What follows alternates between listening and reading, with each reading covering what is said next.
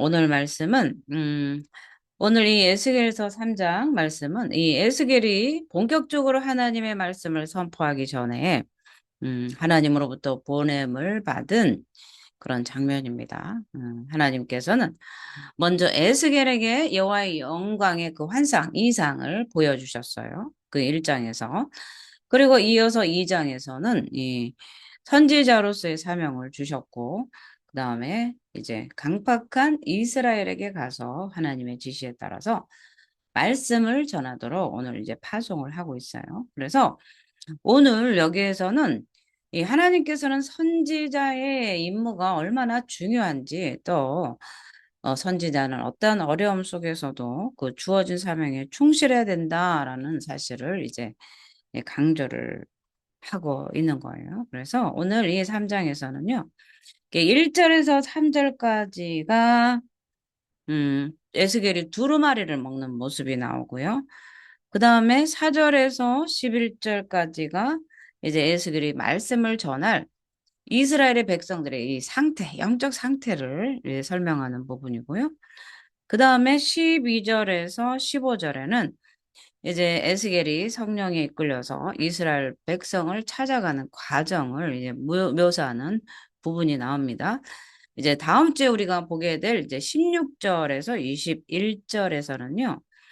이 하나님께서 선지자를 부르셨잖아요. 에스겔을 부르셨는데 선지자로서의 에스겔의 임무에 대해서 이렇게 서술하는 부분이 16절에서 21절까지 계속 전개가 되고요. 그 다음에 이 22절에서 27절까지는 하나님께서 에스겔에게 잠시 동안 침묵을 명하시는 부분이 나옵니다. 그래서 이러한 이상의 내용을 통해서 하나님은 에스겔에게 사명을 수행하는 일이 결코 쉽지 않음을 상기시키고 또 을 통해서 그 하나님은 이 이상의 내용, 오늘 이 3장의 말씀을 통해서 하나님은 에스겔에게 이 사명을 수행하는 일이 결코 쉽지 않음을 상기시켜 주시고요.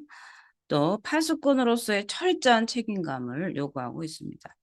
사실은 누군가에게 하나님의 말씀을 전하는 건 쉬운 일이 아닙니다. 사실은 철저한 책임감이나 사명이 없으면 두렵기도 하고요. 또 그것이 하나님으로부터 오신 말씀인가 그런 거 계산하고 분별하다가 시간이 다가버리는 거죠. 그죠? 이 오늘 3장의 이 말씀은요. 이 3장에서 우리가 잠깐 이제 개론적으로 한번 이 찾아볼 수 있는 3장에서의 핵심적인 그런 사상들만 잠깐 좀 요약하고 가겠습니다. 자, 이 오늘 3장 1절에서 3절은 이 하나님의 말씀이 얼마나 유익한가를 보는 거예요. 인자야 너는 발견한 것을 먹어라. 그죠? 그런데 이 말씀이 어떻게 하죠? 입에서 달기가 꿀송이처럼 달다. 그래서 하나님의 말씀에 관해서 하나님의 말씀이 얼마나 달고 오묘한 건지 설명을 해주시고 있어요. 그래서 하나님은 에스겔에게 이 두루마리를 직접 먹도록 지시하시고 또 그 맛이 꿀과 같다라는 그 에스겔의 반응을 이끌어내셨습니다. 그래서 이러한 이 시청각적 교제를 통해서 하나님의 말씀이 언약 백성들에게 있어서 가장 맛있고 영양가 있는 그런 영적 음식이 됨을 상징적으로 보여주고 있습니다. 그래서 이 시편 기자도 주의 말씀이 내게 어찌 그리 단지요? 내 입에 꿀보다 더하니이다. 시편 119편 103절 말씀이 이렇게 시편 기자가 고백을 하고 있습니다. 하나님의 말씀은 성도들에게 기쁨을 줄 뿐만 아니라 온전한 신앙인으로 성장하는 데 필수적인 영양분을 공급해 주고 있기 때문에 그렇습니다. 그래서 이 12절에서 15절을 보면 이 여호와의 권능과 영광이 나타나는데요. 하나님은 에스겔에게 소명을 주시기 전에 하나님의 그 영광을 보여주셨어요. 1장에서 우리가 1장 4절에서 28절에서 하나님 앞에 정말 납작 엎드려지는 그런 그 하나님의 영광이 현현 앞에 정말 두렵고 떠는 그런 에스겔을 우리가 보았습니다. 그런데 이제 본격적으로 말씀을 전하기 전에 다시 놀라운 영광이 이 환상을 이제 보여주시는데요. 이 선지자는 동쪽이 저지른 죄악에 대해서 심한 분노를 느끼면서 이제 직접 목격한 환상에 대해서 두렵고 떨리는 마음을 가지게 됩니다. 이처럼 선지자는 하나님을 만나는 체험을 통해서 말씀을 전할 수 있는 그런 용기와 담대함을 얻을 수 있죠. 이런 말씀을 하나님의 말씀을 가감없이 선포하는 이 용기는 바로 하나님을 체험한 사람만이 가능한 것입니다. 하나님께서 뒤에서 우리의 힘이 되어 주셔서요. 모든 걸 내가 책임지마 하는 그런 강력한 보증이 있을 때 우리가 가서 야, 너는 가짜다. 너는 왜 생활의 삶의 예배가 드려지지 않고 왜 인간에게 보이기 위한 예배만 드리냐? 넌 가짜다. 이 말씀을 전하라. 그러면 이것을 정확하게 전해야 되는 것입니다. 그렇죠? 하나님을 만나지 않은 사람이 어떻게 이러한 말씀을 전하겠습니까? 하나님께서 말씀하시고 분명하시고 그 뜻을 책임져 주시는 거죠. 우리는 선포할 때 하나님은 그 말씀의 선포를 그 결과를 책임져 주시기 때문에 그렇습니다. 그 책임이 누구에게 있어요? 하나님께 있기 때문에 우리는 가감없이 하나님의 말씀을 선포하게 되는 거죠. 그래서 이 하나님을 직접 체험하지 못한 이 냉랭하게도 또 이성적인 신앙은요. 정말 형식적인 그런 신앙주의에 빠질 그런 우려가 있습니다. 그럴 때 우리는 이 아무 능력이 없는 무기력한 우리가 신앙인으로 전락될 수가 있기 때문에 그렇습니다. 하나님은 선지자 에스겔에게 나타나셔서 자신의 위엄과 능력을 보여주시고요. 새로운 힘과 그 영광을 부여하시면서 하나님의 그 위로와 힘을 부여해 주시는 것이죠. 그래서 우리가 24절까지도 우리가 보면은 말씀의 사역자로 파송받은 그 에스겔이 성령의 힘에 이끌려서 들러 나가서 이제 여호와의 영광을 본 후에 집에 들어가서 이제 벙어리가 되도록 요구를 받습니다. 우리가 에스겔을 보면 야, 하나님 어떻게 에스겔에게 혹독하시다. 근데 그런 하나님의 그 현현을 본 에스겔은요. 하나님께서 정말 무리한 요구를 하세요. 에스겔에게. 우리가 에스겔을 보면 참, 야, 하나님이 진짜 구약 시대에나 가능하지 오늘날 이게 가능할까? 그러나 구약의 하나님, 현재 신약의 하나님, 앞으로 하나님은 어제나 오늘이라 동일한 한 하나님이신 줄 우리는 믿어야 됩니다. 네. 그래서 이 하나님께서는요, 에스겔에게 벙어리가 되도록 하신 것도요, 이스라엘이 아무리 그 하나님의 여호와의 말씀을 선포하지만 듣지 않을 것에 대해서 암시하는 그런 의미에서 에스겔에게 직접 그런 모든 것들을 체험하게 해주시는 거예요. 이스라엘 백성이 정말 패역해서 전혀 듣지 않을 것이기 때문에 그렇습니다. 그러나 적당한 때가 되면 하나님께서 입을 열어서 말씀을 전하도록 이제 인도를 하시는 거죠. 이와 같이 하나님은 세밀하고도 구체적으로 인도를 하십니다. 오늘도 제가 신방을 갔었는데 정말 어처구니 없는 너무나도 에스겔을 우리가 이 강해를 하면서 에스겔을 공부하는데 어쩜 오늘 말씀이 또 나한테 하시는 말씀입니까? 3시간을 그 구더기를 청소를 했는데도 듣지 않는 패역한 백성에게 나를 보내시.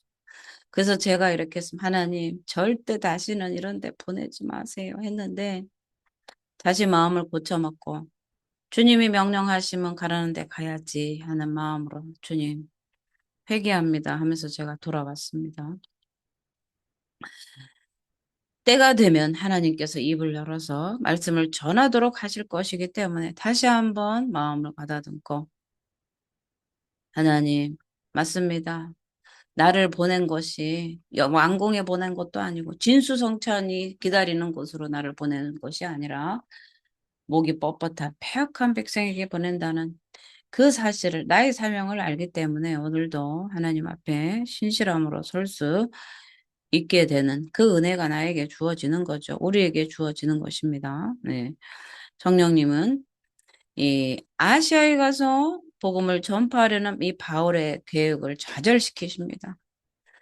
좌절시키시고 마게도냐의 환상을 통해서 유럽으로 먼저 복음을 전하도록 역사를 하셨죠. 그렇기 때문에 하나님의 말씀을 맡은 사역자는 항상 성령의 인도함에 민감하게 반응하여서 자기 고집대로 행동하지 않도록 우리는 조심해야 될 줄 믿습니다. 자, 우리가 3장 1절에서부터 우리 15절까지 조금 자세하게 좀 살펴보도록 할게요. 이게 수록수록 넘어가면 에스겔에 뭐라고 했나 이렇게 할 수도 있어요. 그래서 우리가 3장 1절을 한번 볼게요. 자, 또 그가 내게 이르시되 인자야 너는 발견한 것을 먹어라. 그죠? 그리고 너는 이 두루마리를 먹고 가서 이스라엘 족속에게 말하라 하시기로. 그죠? 이것은요, 선지자 에스겔이 전할 말씀을 하나님께서 친히 전해주셨다라는 뜻이에요. 또, 그 다음에는 그 전해주신 그 말씀이 에스겔에게 힘과 능력이, 이제 능력을 공급해 주신다는 뜻도 내포하고 있습니다. 그래서 하나님의 말씀은 영이시기 때문에, 그 자체가 영이고 생명이기 때문에 이 말씀을 받아 먹으면 말씀의 능력이 에스겔에게도 임한다는 사실입니다. 그래서 이 에스겔과 비슷한 시기에 활동했던 예레미야의 경험을 상기를 시켜주는 거죠. 고아라. 그죠? 그래서 여기 히브리서의 이 디바르는 정복하다, 파괴하다는 그런 의미도 내포해 있습니다. 그래서 이 본서의 이 에스겔의 그 내용에 그 주된 내용이 무엇인지를 이제 암시를 해 주는 거죠. 그래서 3절, 2절에 보겠습니다. 그가 그 두루마리를 내게 먹이시며, 그러니까 내가 먹었다가 아니라 하나님께서 먹이시는 거죠. 오늘날도 우리가 예배를 통해서 내가 먹는 게 아니고 하나님께서 우리에게 말씀을 먹이시고 계세요. 아멘이시죠? 그가 그 두루마리를 먹이시며 에스겔이 전파할 메시지가 전적으로 하나님으로부터 비롯되었음을 보여줍니다. 하나님으로부터 보내심을 받고 영감받은 참된 선지자라면 여호와의 말씀이 이처럼 주어지게 될 때 그것을 전하지 않고는 배길 수 없는 것이죠. 그죠? 이거를 전해야 되나 막 고민도 되고 막 그래요. 처음에는. 그런데 얘야, 내가 책임질 테니 너는 그대로 전하라. 이렇게 하실 때 힘을 받고 그 말씀을 그대로 전하는 거죠. 그래서 이 예레미야도 마찬가지입니다. 이와 동일한 심정에서 내가 다시는 여호와를 선포하지 아니하며 그 이름으로 말하지 아니하리라 하면 나의 중심이 불붙는 것 같아서 골수에 사무치니 답답하여 견딜 수 없나이다라고 예레미야는 고백을 했습니다. 예레미야 20장 9절에서 고백을 했습니다. 그리고 베드로와 요한은 사내들인 공회에서 우리는 보고 들은 것을 말하지 아니할 수 없다라고 이제 사도행전 4장 20절에서 이렇게 대답을 하였습니다. 그래서 3장 3절 보겠습니다. 내 입에서 달기가 꿀 같더라. 비록 이 두루마리에 기록된 메시지는 심판의 경고의 내용이 주를 이루고 있습니다. 그러나 하나님은 이러한 모든 과정을 통해서 궁극적으로는 하나님의 선하신 그 뜻을 이룬다는 측면에서 이 말씀이 꿀처럼 이 두루마리가 꿀처럼 달다는 의미를 내포하고 있다는 것이죠. 그렇기 때문에 하나님의 말씀이 우리 성도들의 영혼에 힘을, 기쁨을 공급해 준다고 하는 일반적인 의미도 있다는 사실입니다. 그래서 우리는 이 말씀이 꿀종이부처럼 단 그런 경험을 해야 되는 것이죠. 말씀 좀 읽어라. 그럼 오늘 읽어야 되는데 내일부터 읽지. 말씀 성경책 걷어본 지가 언젠가. 응? 유튜브는 봐도 성경은 못 읽어요. 요즘 세상이 그렇습니다. 네. 이 3장 5절로 한번 가볼게요. 3장 4절은 또 그가 내게 이르시되 인자 이스라엘 족속에 가서 내 말로 그들에게 고하라. 이제 고하라고 선포를 하는 거죠. 이스라엘 집입니다. 그래서 5절 이 5절은요.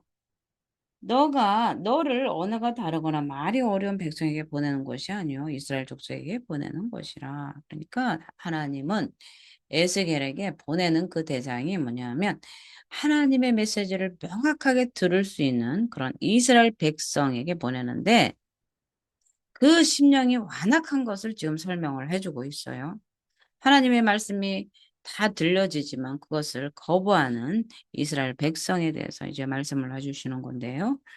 문자적으로는 말의 무거움, 느리거나 더듬 이런 이방인들을 지칭하는 것이 아니거든요. 너를 언어가 다른 이방 민족에게 보내는 것이 아니다.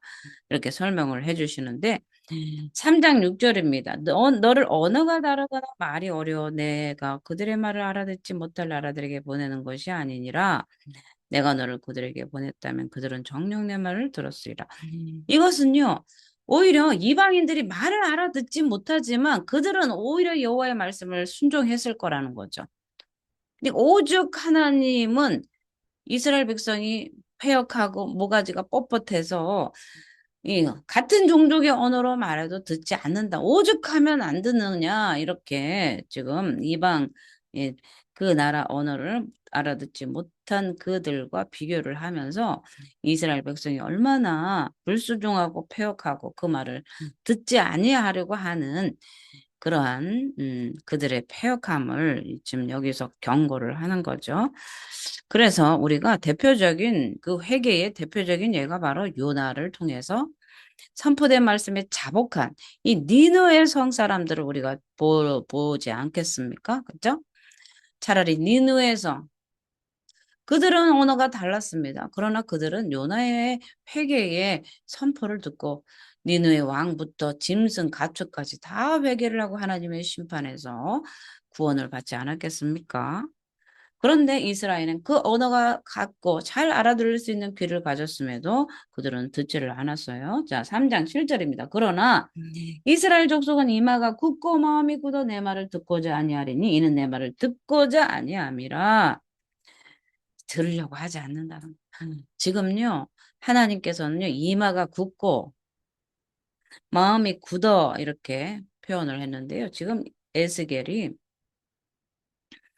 2차 포로에 바벨론으로 잡혀왔습니다. 그러니까 포로에 잡혀오기 전에 느부갓네살이 쳐들어와서 예루살렘을 에워싸기 전부터 예레미야를 통해서 회개하라 선포를 했고요. 그 다음에 1차 침공했을 때도 회개하라 했습니다. 그리고 1차 침공 때 많은 이 고관들과 그 아들들이 바벨론 포로로 잡혀갔고요. 또 2차 포로 때는 에스겔이 함께 이제 잡혀갑니다. 그런데 이때까지도 회개를 하지 않는 거예요. 한번 잡혀가면 하나님 잘못했어요. 고난을 당하면 하나님 잘못했어요. 이렇게 해야 되는데 잡혀가서도 회개를 안 한 거예요. 두 번째 잡혀가서도 회개를 안 했고요. 3차 침공에서도 회개를 하지 않습니다. 이스라엘 백성들이. 그렇기 때문에 하나님은 이들이 얼마나 이마가 굳고 모가지가 뻣뻣하고 완고한지 내 말을 듣고자 하냐. 좀 고난을 당하고 매를 맞으면 잘못했어야 하지 않습니까? 우리 자녀들이 좀 매를 맞으면 엄마 잘못했어야 해야 되는데 음, 잘못했다고도 안 하고 때려도 잘못했는지도 모르고 잘못도 안 하면 그냥 매를 쌓는 거죠. 한번 두고 보자. 하나님도 그 진노를 쌓는 거예요. 우리가 하나님 앞에 불순종하면 내가 오늘 엄마 말 안 들어도 아무 소리도 안 하네. 뭘 아무 소리도 안 해요. 쌓아놓는 거지. 한번 두고 보자. 하나, 둘, 차곡차곡 쌓아서 창고가 꽉 차면 그때 창고를 싹 열어서 타작마당으로 나가지고 쭉쟁이를 이제 까부르고 불에 태우기 시작하려면 뜨거 견딜 수가 없는 거예요. 하나님의 심판의 불이 들어오면 뜨거워서 견딜 수가 없는 거죠.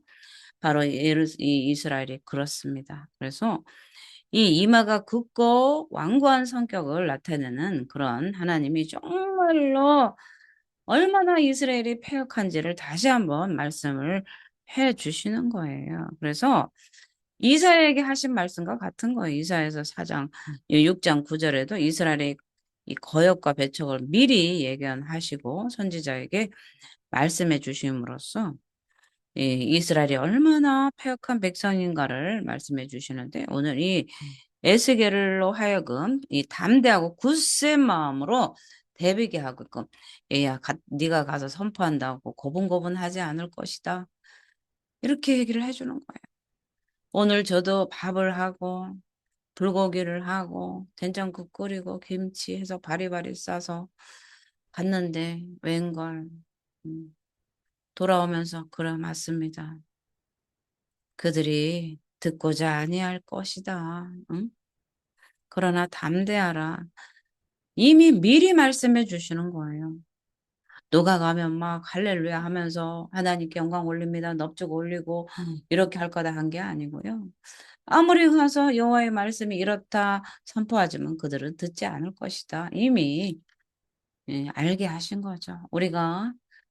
우리 출애굽기 모세에서 보면 너가 바로에게 가라. 그런데 하나님은 그들을 보낼 것이다 했는데 겨우 열 번째 돼서야 장자의 죽음 앞에서 그들이 손을 들지 않았습니까? 그래서 우리는 한 번에 무엇이 하나님의 말씀이 이루어지지 않는다고 실망할 것이 없다는 사실입니다. 그래서 하나님은 사전에 이 이스라엘 백성들의 마음이 얼마나 강팍하고 굳었는지를 알려주심으로써 에스겔에게 용기를 가질 수 있도록 다음 그러한 그 패역한 백성에게 갔을 때 그들이 듣지 않을 때 실망하지 말고 담대함으로 다시 한번 말씀 앞에 설 수 있도록 에스겔에게 말씀을 해주시는 거죠.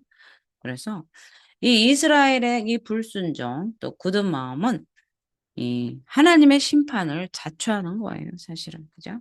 그래서 이 예레미야 선지자가 이 유다 왕국 말기에 이렇게 계속 갔을 때도 그 유다 왕의 뿐만 아니라 그 백성들, 고관들이 듣지를 않고 오히려 예레미야를 시위대들에 가둬놓지 않았습니까?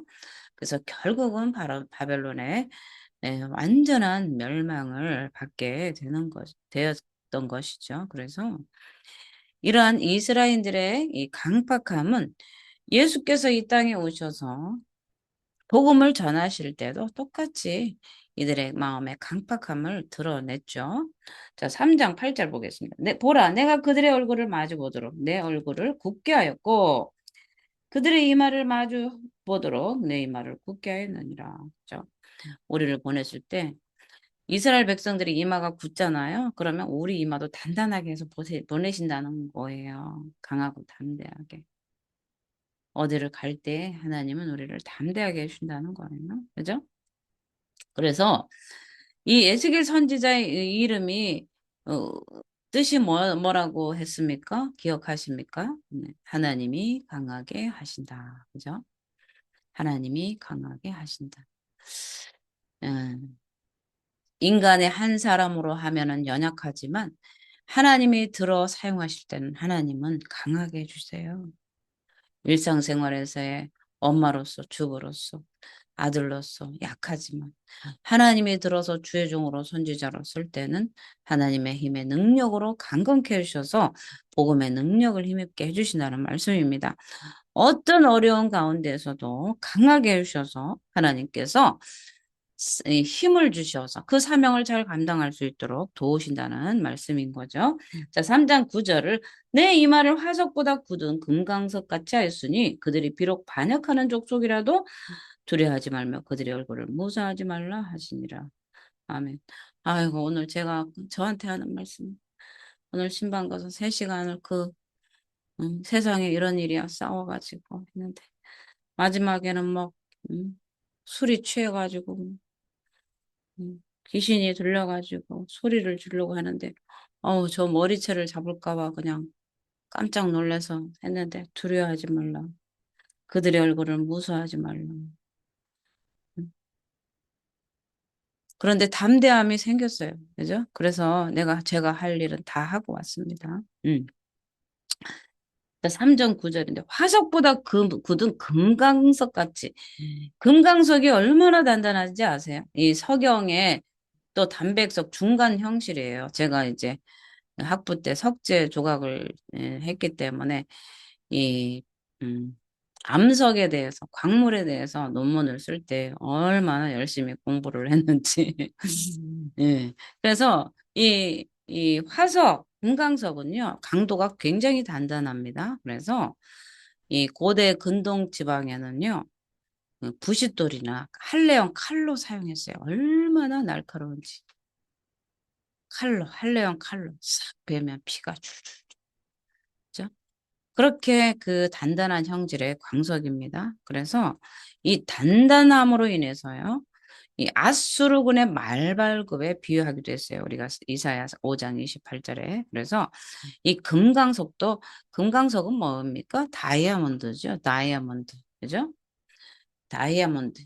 그러니까 내 이마가 뭐라고요? 다이아몬드. 금강석. 아우, 괜히 벌벌 떨었네. 아우.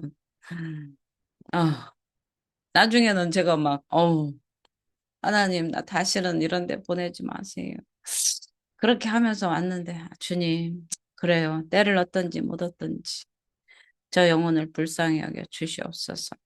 그렇게 하면서 왔는데, 자, 오늘 우리의 이마는 뭐예요? 금강석이다.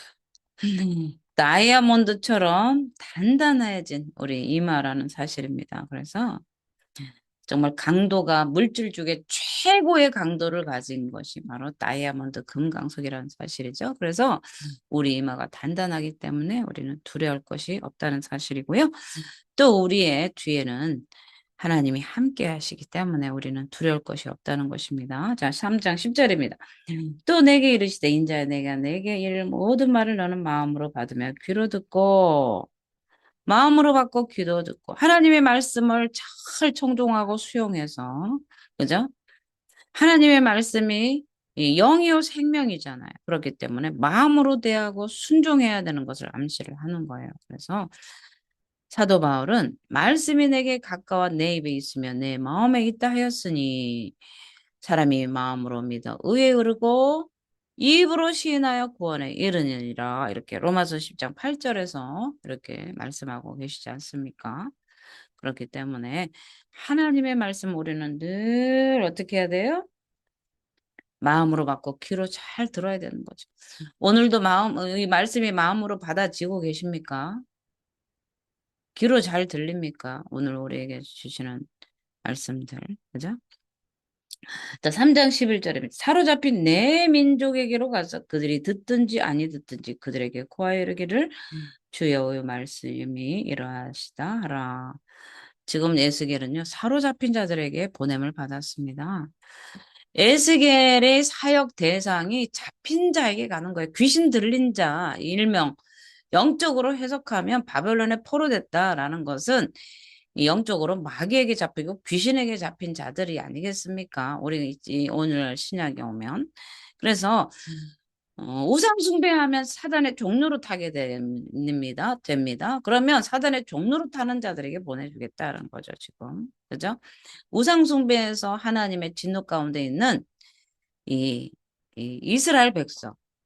그러니 이 사역 대상이 곧 바벨론 땅에 거주하는 이스라엘의 사로잡힌 자들을 명시하는 구절입니다. 그래서 여기에는 BC 722년에 멸망당한 이 북이스라엘 자손과 바벨론 1차 포로기에 605년 또 2차 포로기에 597년 때 그 바벨론의 침공 때 잡혀간 유다 백성이 포함이 됩니다. 그래서 보다 넓게 우리가 보면은요, 이 BC 586년 예루살렘 함락 이후에 바벨론에 잡혀갔던 유다 포로들까지 다 포함이 됩니다. 그러니까 에스겔이 2차 포로 때 바벨론에 유다 백성들과 함께 잡혀갔는데 거기서부터 에스겔이 선지자의 사명이 계속되는데 586년에 예루살렘이 완전히 함락된 이후에도 계속 바벨론에 있는 백성들에게 여호와의 말씀이 이러하시다라고 선포가 돼야 되는 거죠. 근데 그때 어떻게 선포를 하라고요? 그들이 듣든지 아니 듣든지. 그러니까 우리 자녀들도 말을 듣든지 아니 듣든지 우리 부모가 가르쳐야 되는 거예요. 너 그러면 안 돼. 좀 이거 해라. 안 들어도 왜 자꾸 잔소리냐. 자꾸 해야 돼요. 듣든지 아니 듣든지. 우리 자녀들이 말을 듣든지 아니 듣든지 이것 좀 해라, 저것 좀 해라. 그렇게 안 들었으면 스톱할 만도 안 돼. 아니죠. 하나님은 계속 안 들어도 계속 하는 거예요. 그죠? 듣든지 아니 듣든지 그들에게 고하여 이르기를 주 여호와의 말씀이 이러하시다 하라죠. 그럴 때, 자, 12절에 한번 보겠습니다. 12절. 주의 신이 나를 들어, 주의 영이 나를 들어 올리시는데 내가 내 뒤에서 크게 울리는 소리를 들으니 찬송할지어다 여호와의 영광이 그의 처소로부터 나오는도다 하니. 자, 하나님께서 주 여호와의 말씀이 이러하시다 하라라고 선포하라고 그러는데 갑자기 하나님의 영이 에스겔을 싹 들어 올리는데 그때 찬송하리다. 찬송하리로다. 여호와 영광이 그의 처소로부터 나오는도다. 아멘. 할렐루야. 네, 사명을 이제 말씀하시고 이제 주의 성령을 에스겔에게 붓는 그런 장면인 거죠. 그래서 오늘 이 12절의 말씀은요. 선지자가 이 공중으로 들림받은 것을 의미하는 것이 아니고요. 이 환상 중에 들린 것을 얘기하는 거예요. 그냥 실제적으로 육체가 공중에 떴다는 얘기 아니고 영으로 환상으로 그 입신 가운데 이 들림을 받았다는 얘기죠. 그래서 이 성경에서는요, 이제 이 하나님의 권능에 의해서 육체적 장소로 이동을 받는 그런 현상을 언급한 것도 있어요. 그런데 이 여호와의 처소란 어디겠습니까? 여호와의 처소, 그의 처소. 예루살렘 성전을 가리키는 것이 아니라 내 생물의 보좌가 있는 하나님의 보좌, 하나님이 좌정하신 곳에 그곳으로부터 나오는 거예요. 그죠? 그의 처소. 예루살렘은 다 해파가 되었고, 죠? 그리고 에스겔은 지금 바벨론에 있습니다. 그래서 환상 중에 여호와의 처소 하늘 보좌로부터 나오는 하나님의 그 영광의 현현의 그 찬송의 소리가 들려졌다라는 거죠. 그래서 13절 보겠습니다. 이는 생물들이 날개가 서로 부딪히는 소리야 생물 곁에 바퀴 소리라 크게 울리는 소리로다. 그래서 이 네 생물은 무엇을 나타냅니까? 하나님의 영광을 보좌하는 거죠. 호위하는 거죠. 하나님을 수종하는 거죠. 그래서 하나님께 영광을 돌리는 존재이기도 하다는 사실을 보여주고 있어요. 그래서 모든 피조물이 하나님을 찬양하고 영광을 돌린다는 것을 암시하고 있어요. 그래서 이 부딪히는 소리는요, 이렇게 서로 부딪히며 포용하면서 이렇게 날개짓을 한다는 거예요. 그냥 살아있다는 거죠. 살아서 역사하는 그런 생물들이 하나님의 영광을 계속해서 호위하고 있대. 이게 정막으로 정적인 것이 아니라 역동적으로 하나님의 찬송을 또 영광을 호위하고 있다는 사실입니다. 자, 3장 14절. 주의 영이 나를 들어 올려 데리고 가시는데 내가 근심하고 분한 마음으로 가니 여호와의 권능이 힘있게 나를 감동시키더라. 분한 마음으로 행했대요. 괴로운 마음이래요. 괴로운 마음. 분한 마음이 괴로운 마음. 그죠? 근심하고 괴로운 마음. 예. 그래서 이 하나님의 진노, 어, 하나님의 심판의 말씀으로 가득한 이 두루마리를 딱 먹으니까 이 안에 하나님의 분노가 에스겔에도 일어나는 거예요. 예수 그리스도의 심장을 주셔서 영혼을 불쌍히 여기는 마음이 들어오면 예수의 눈물이 나의 눈물이 되고 예수의 심장이 나의 심장이 돼서 영혼을 불쌍히 여기는 것이 되는 거고요. 또 여호와의 그 분노, 심판의 그 칼날, 메시지, 우상 숭배를 미워하는 그런 마음으로 하나님께서 에스겔에게 부어주시면 에스겔도 우상을 보면 그 가증한 것을 보면 분노가 일어나는 것이 당연한 것입니다. 그죠?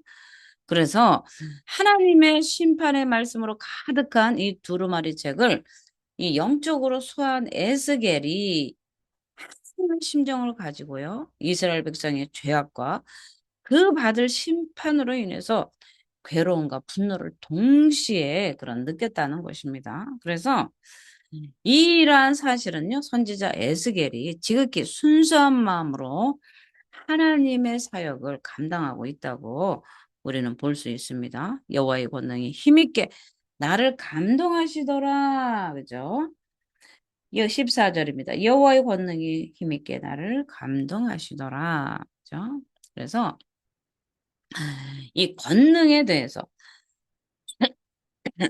우리가 1장에서도 우리 권능에 대해서 나오는데 힘있게 했다. 그런 것을 굳게 했다. 그래서 에스겔의 그 사역이 얼마나 강하고 정말 힘이 있어야 되는지를 우리가 이제 알게 되는 거죠. 자, 12절 마지막 절입니다. 자, 이에 내가 델아비브에 이르러 그 사로잡힌 백성 곧 그발 강가에 거주하는 자들에게 나아가 그 중에서 두려워 떨며 7일을 지내니라. 아멘.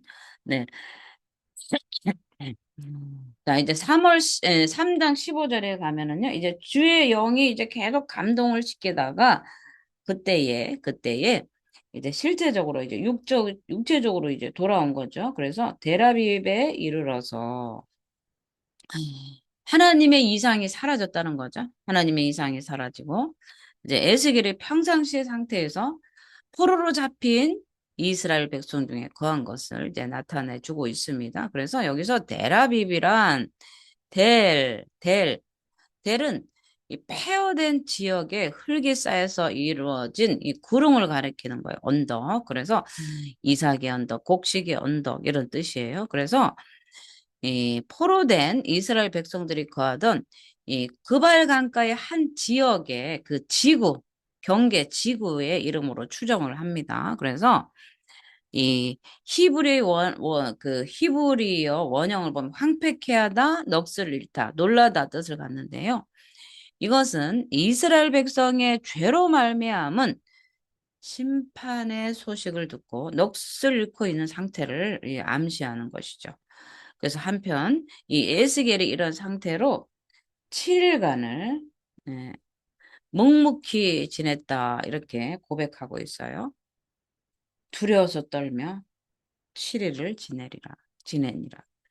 그래서 이런 상태로 묵묵히 7일간을 지낸 그런 상황은 이스라엘의 상황이 정말 얼마나 참담한가를 통감하고 자신에게 주어진 그 임무를 수행하기 위해서요. 새로이 정말 각오를 다지지 않으면 안 되는 그런 그 시간을 하나님은 에스겔에게 허락을 해주신 것이죠. 그래서 오늘 이 3장 1절에서 3절에는요.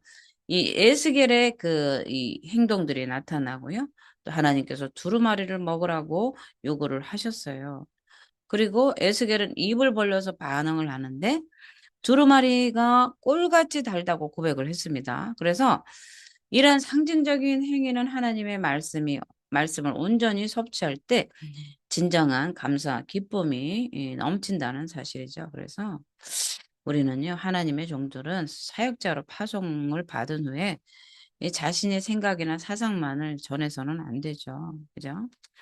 그래서 너는 그들에게 이르기를 주 여호와의 말씀이 이러하시다 하라. 이것을 우리는 들어야 되는 거죠. 너는 내 말로 구할지어다. 내 말은 뭐냐면 하나님의 말이에요. 하나님의 말을 구해야 되지 인간의 말을 전해서는 안 되는 거죠. 그래서 오직 선지자는 주의 종들은요. 하나님의 말씀을 전해야 됩니다. 그래서 이 선지자들은 무엇보다도 하나님의 말씀을 충분히 자기 자신이 먼저 먹어야 돼요. 먹은 것도 없이 남한테 줄 수는 없어요. 그렇기 때문에 말씀을 충실하게 받아들이고 이해하고 순종을 해야 됩니다. 에스겔보다 먼저 사역한 그 유다 땅에서 하나님의 말씀으로 사역했던 예레미야 선지자도요.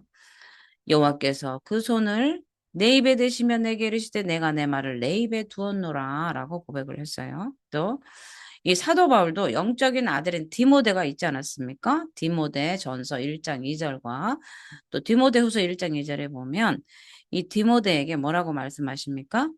내가 진리의 말씀을 옳게 분별하며 부끄러움이 없는 일꾼으로 인정된 자로 자신을 하나님 앞에 드리기를 힘쓰라. 그죠? 우리 모두에게 받아야 되는 거죠. 우리 자녀들. 내가 진리 한번 같이 읽어볼게요. 내가 진리의 말씀을 옳게 분별하여 부끄러울 것이 없는 일꾼으로 인정된 자로 자신을 하나님 앞에 드리기를 힘쓰라죠. 아멘입니다. 이처럼 하나님이 사역자들에게 말씀을 이해하고 수용하는 일이 이 사명을 감당하기 전에 해야 할 선결 과제인 것입니다. 그래서 주의 종들은 늘 말씀과 함께 더불어 살아야 됩니다. 그죠? 오늘 이 3장 이 1절에서 15절 말씀에서는요. 에스겔 선지자에게 하나님께서 두루마리로 내 배에 넣으며 내 창자에 채우라 하죠. 창자에 채우라. 두루마리를 창자에 채우라는 거죠. 그 말씀에 따라 두루마리를 먹었습니다. 이러한 행위는 말씀의 중요성을 분명하게 강조하기 위한 것인 거죠. 그래서 하나님의 말씀은 영혼의 능력을 주시는 생명의 양식이란 사실입니다. 그렇기 때문에 모든 성도들은 말씀을 든든하게 무장할 때 이 사단의 괴계와 도전을 성공적으로 물리칠 수 있게 되는 것입니다. 그래서 이 성경의 여러 곳에서 하나님의 말씀은 음식으로 비유가 됩니다. 그래서 하나님의 말씀이 인간에게 단순히 지식이나 삶의 도리를 가르쳐주고 말씀에 순종해서 복 받으려고 하는 것이 아니라 이 영혼의 생명을 주고 강건하게 하고 성장시키는 믿음을 성장시켜 주시는 그런 영양소였음을 우리에게 알려주시는 거죠. 그래서 하나님의 말씀은 하나님을 알고 그 뜻을 밝게 깨달아 알 수 있도록 우리에게 지식을 주시고요. 또 어떻게 살아야 되는지, 하나님의 자녀의 삶에 어떻게 하면 경건하게 살아야 되는지, 하나님의 자녀로서 어떻게 살아야 되는지 교육하는 그런 말씀인 거죠. 그래서 결국은 구원에 이르는 지혜를 얻게 하는 것입니다. 그래서 하나님의 말씀은 영이요 생명으로서 우리 성도들이 마땅히 섭취해야 될 양식인 것이죠. 그래서 예수 그리스도께서 요한복음 1장 1절에서 3절 또 14절에서 내 살을 먹고 내 피를 마시는 자는 영생을 얻었고 이렇게 말씀을 하시는 거예요. 요한복음 6장 54절에 내 살을 먹고 내 피를 마시는 자는 영생을 얻었고 라고 말씀을 하신 그 원리와 동일합니다. 그래서 사람은 근본적으로 하나님의 형상으로 지음받은 하나님의 자녀로서의 그런 존재로서 영혼을 사모하는 마음이 있어요. 또 하나님의 등불, 여호와의 등불로서 하나님의 영광을 우리는 나타내야 된다는 거죠. 그렇기 때문에 우리는 이 아담의 범죄로부터 이 정죄가 되어서 사망 가운데 이르렀지만, 그죠? 오직 하나님의 말씀을 받고 예수 그리스도를 영접하고, 그죠? 예수를 믿음으로 인해서 하나님의 자녀로 거듭나게 되었습니다. 영적으로 살아나게 되었습니다. 그렇기 때문에 우리는 점진적으로 성화된 그런 하나님의 자녀로서 하나님과 교제하면서 하나님의 형상을 닮아서 우리가 자라나게 되는 거죠. 그래서 우리는 하나님의 그런 말씀을 우리는 늘 먹고 음식으로서 영의 양식을 우리는 계속해서 먹어야 된다는 거죠. 예수님은 사람이 떡으로만 살 것이 아니요 오직 하나님의 입으로 나오는 말씀으로 산다 하였습니다. 라고 고백하면서 이 마귀를 이기신 그 예수 그리스도 그죠? 오직 떡으로 생명으로 우리에게 주신 그 하나님의 사랑이신 거죠. 그래서 오늘 이 말씀의 선포의 대상은 누구입니까? 하나님의 말씀으로 무장한 에스겔에게 하나님은 이제 말씀을 선포할 대상을 분명하게 가르쳐 주셨어요. 그래서 이스라엘이 그 백성들이 완악함을 잘 알려주셨습니다. 완악한 이 바벨론 포로민 가운데서도 이 하나님의 주권적 은혜로 그죠? 선택된 남은 자들이 존재했습니다. 오늘 이 모든 말씀을 통해서 우리가 배워야 될 영적 교훈들이 너무나 많아요. 그죠? 비록 바벨론의 포로로 잡혀갔지만 그 안에도 하나님의 은혜를 사모하는 자들이 있었다는 사실이고요. 또 하나님의 말씀을 듣고 죄악으로부터 돌이켜서 구원을 받게 될 자들이 또 있었다는 사실입니다. 우리는 이것을 잊지 않고 하나님 앞에 또 하나님 앞에 반역을 하면서 계속해서 반역과 반역을 거듭하는 백성들에게도 끊임없이 공유를 베푸시는 하나님의 사랑 우리는 발견해야 돼요. 무상숭배의 죄를 회개하지 않아서 바벨론의 포로가 됐다면 그냥 내버려 둘 텐데 끝까지 포로로 잡혀간 그 장소까지 쫓아가서 하나님은 그들을 그냥 내버려 두지 않고 잡혀간 그 환경, 그 장소, 바벨론에 그 종살이하는 그런 이스라엘에게 찾아가서 계속해서 하나님은 공유를 베푸시고 계신다는 거죠. 그럼에도, 그죠? 하나님은 바벨론 포로들이 자신들에게 임한 징계의 의무를 깨닫지도 못하고 있습니다. 여전히 헛된 망상에 사로잡혀 있는 상황 속에서도 에스겔 선지자를 보내셔서 사랑의 권면을 베풀어 주시고 계신 거죠. 이러한 이 변함없는 하나님의 사랑, 이 언약적 성실성을 계속 보여주는 거죠. 아브라함에게 약속한 그 약속을 이루시기 위해서. 왜냐하면 다윗의 혈통으로 예수가 나셔야 하기 때문에 그렇습니다. 그래서 하나님께서는 아브라함과 맺은 언약을 기억하시고 끝까지 선택한 백성들을 돌보시고 계시는 것입니다. 그래서 우리는 하나님의 사랑은 영원하다는 것입니다. 그래서 우리 구원받은 성도들은 끝까지 구원의 견고한 확신, 구원의 확신입니다. 견인입니다. 우리가 인간의 노력으로 인간의 책임을 다하지 않으면 구원에서 탈락되는 것이 아니라 끝까지 바벨론의 포로를 잡히고 패역한 백성일지라도 끝까지 그 하나님의 선택을 그 언약을 버리지 않으시고 끝까지 그들의 구원을 인쳐 주신다는 거죠. 그래서 우리는 성도는 구원의 견고함에 대한 확신을 가지고 끝까지 믿음 안에서 두렵고 떨림으로 구원을 이루어야 될 줄 믿습니다. 네, 기도하겠습니다.